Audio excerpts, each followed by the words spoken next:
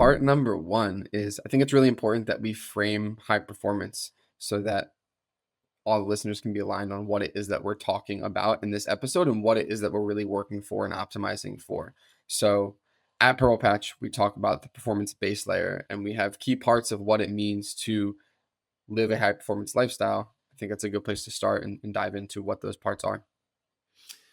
Yeah, I think it is because I think, I mean, we go all the way back to the work with the professional athletes, and in fact, we can go all the way back to my struggles and failures as a professional athlete. But when I started coaching elite level athletes, it was very, very important for me. I felt like any success was going to be built on the platform of every athlete having a really robust platform of health.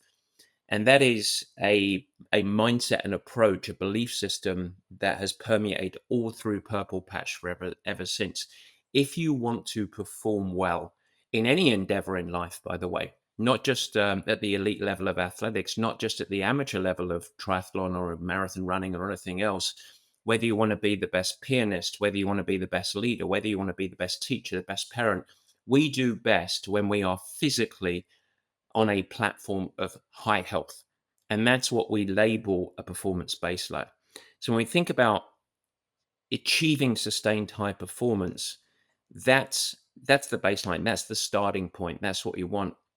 But that's not a predictor of great performance ultimately. It's when you combine a great platform of physical health while of course doing the prerequisite of consistent training that's highly specific to get you ready for the events that you're training for, but also developing in many ways a toolkit of traits, the right mindset to drive that. And this is really, really important because when I think about training an athlete, we are looking to obviously provide a training stimulus that needs to be, the magic word is always consistency, but they need to be able to absorb it physically. So we're looking for positive adaptations. And as they go along the journey, we're looking to hone and ignite and develop all of the traits of high performance, high adaptability, focusing on the right things, etc.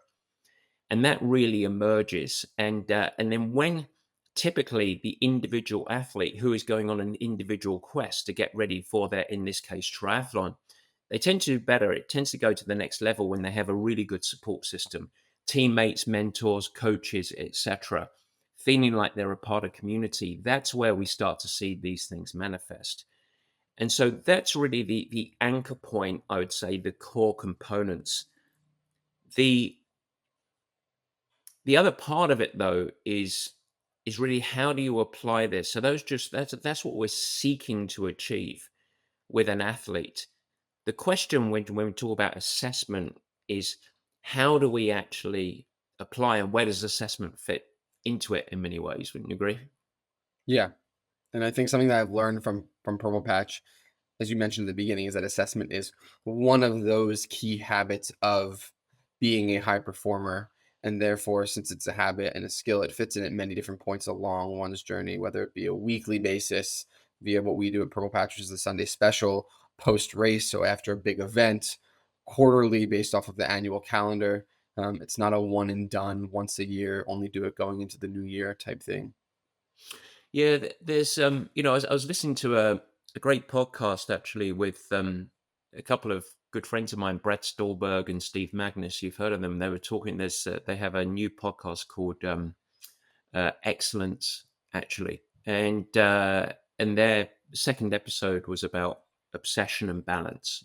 Hmm. And a big part of it, one of the themes that came through, which is I think really appropriate for this discussion, is finding space, number one, for recovery, but also consistently not just grinding day in, day out with your head down in the weeds, but consistently building up the habit, the skill of reflection. And I think that reflection, you say it so well there, it is a core trait. Like if we labeled 12 traits of high performers, there is focusing on the right thing, not getting distracted. There is high coachability. There's obviously adaptability. We need to be mentally resilient. Reflection is one of those. It's also programmatically built into our coaching model. And I think it's worth having a little dig into this. I'm just going to summarize for listeners. We've done whole episodes on this. I'm going to summarize for listeners our coaching model. And the coaching model is adopted by business leaders that we work with, leadership teams that we work with, the structure of the Purple Patch professional athletes.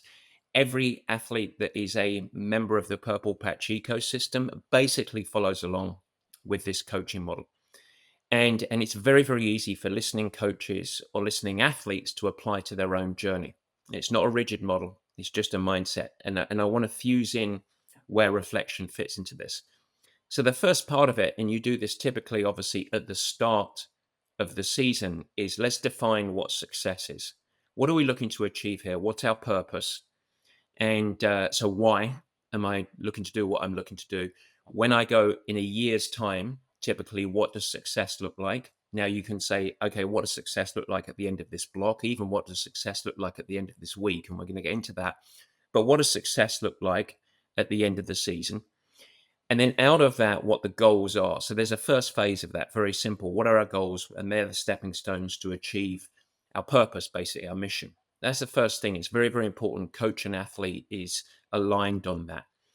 The second part of it then is really contracting and saying, okay, with that, how do we roadmap? What are the things that we are going to focus on? What are the things that we are not going to focus on?